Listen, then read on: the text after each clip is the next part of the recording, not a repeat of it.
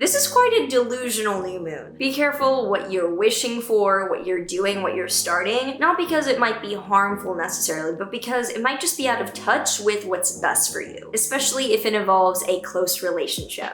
If you're excited to dive into what the astrology has to say for you, your sign for this new moon in Gemini, make sure that you like, subscribe, and hit that notification bell so you are always up to date with what the stars have in store for you. If you're new here, hi, I'm Maren. I am an astrologer. I'm using the tropical zodiac with Western astrology techniques. And if you want to learn more from me, I have courses, daily horoscopes, and private readings all available down below for you to look at. So this new moon is happening on June 17th, 2023 at 9:37 p.m. Pacific time, meaning that it'll technically be a little after midnight on the 18th for Eastern time people, but for basically everyone, it's going to be the night of the 17th. So the sun and the moon will be together in Gemini. They will be in the third decan, or the third part of Gemini, which adds a little bit of texture to the sign. So Gemini all around is already a very communicative, very intellectual, very informative sign. It's ruled by Mercury, which is the planet of communication. Therefore, this isn't a particularly emotional or emotive new moon. It's much more logistical or planning and information oriented. And with this new moon being in the third decan, which is ruled by the sun, adding a little bit of like solar energy into this, it brings clarity and illumination. So the irony is that we might feel like the new moon is clear or informed and like our creative spark is there, but there's an element of delusion or illusion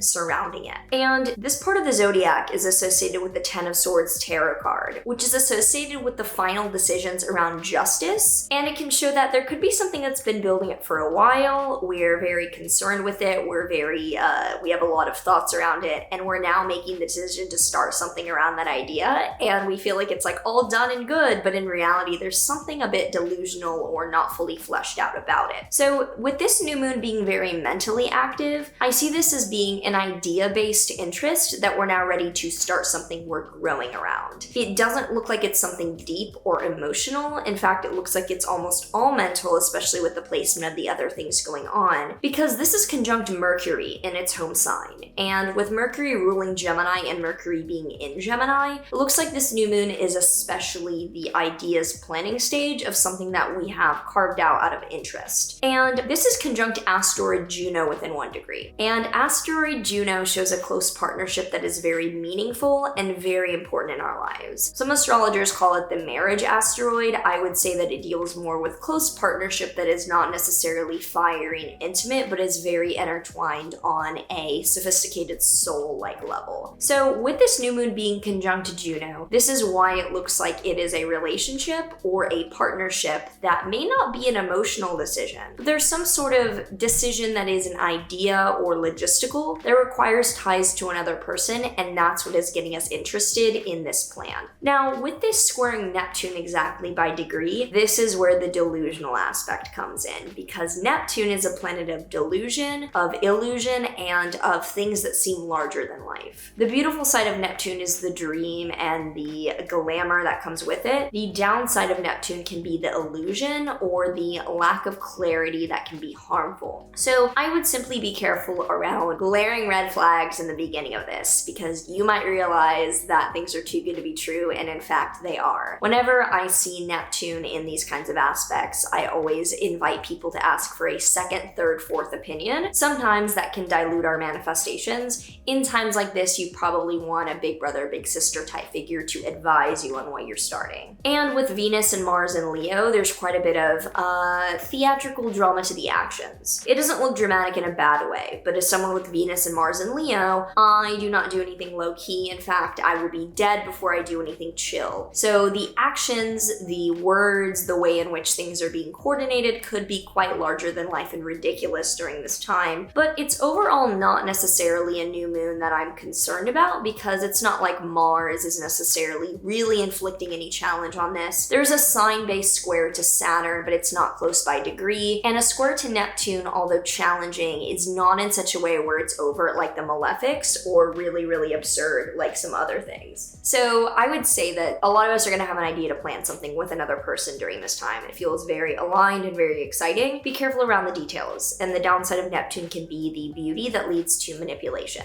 If you already have thoughts around this new moon and what it means for you, do make sure to comment those down below and let me know how it feels. We will now get into, for each of the rising signs, what this is going to mean. And if you're new here, I make videos every month for each rising sign that describe how things are happening in your life for the month, but I will briefly run through what it means for each of you. So for Aries risings, this will be in your 3rd house of day-to-day routine, productivity, writing, and content. So pretty straightforward. Looks like what I said with a writing project or new idea, you're gonna be moving forward with it. If you're a Taurus rising, this will be in your 2nd house of income or spending. So looks like there could be a budgeting or financial idea that you come by. If you're a Gemini rising, this is gonna be in your 1st house of self, which will be especially exciting for you. So it looks like your identity, your personality, and who you are, you're embarking on a new chapter for something that you want to express yourself. If you're a Cancer rising, this will be in your 12th house of mental health or isolation, which looks like there could be something new with your mental health or with a spiritual practice that you're embarking on.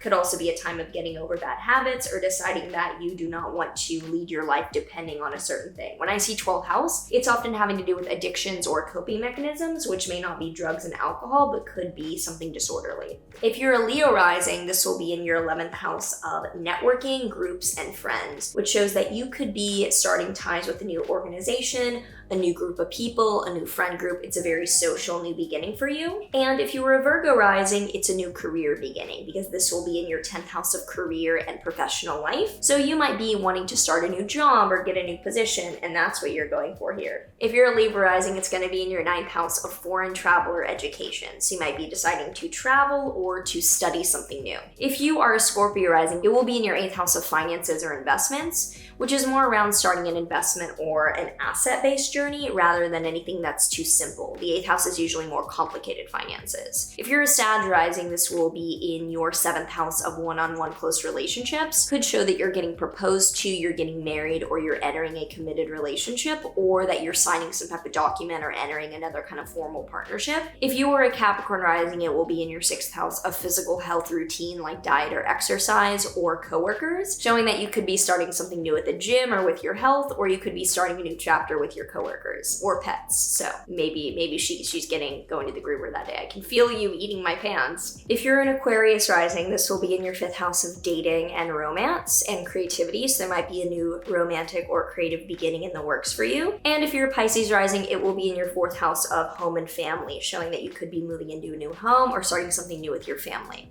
The law of attraction card that we have for this Gemini new moon is, my thoughts are in harmony with health. I want perfect health. I want feeling good. I enjoy my good feeling body. I have many positive memories of feeling good in my body. I see many people who are clearly in a state of good health and how it is easy and how much they are enjoying their good feeling bodies. I have thoughts that allow me to feel good. These thoughts are in harmony with my healthy body. So make sure that you're thinking of health and prosperity during this time and possibly not like nightmarishly thinking about a struggle or something else that could be part of the delusion.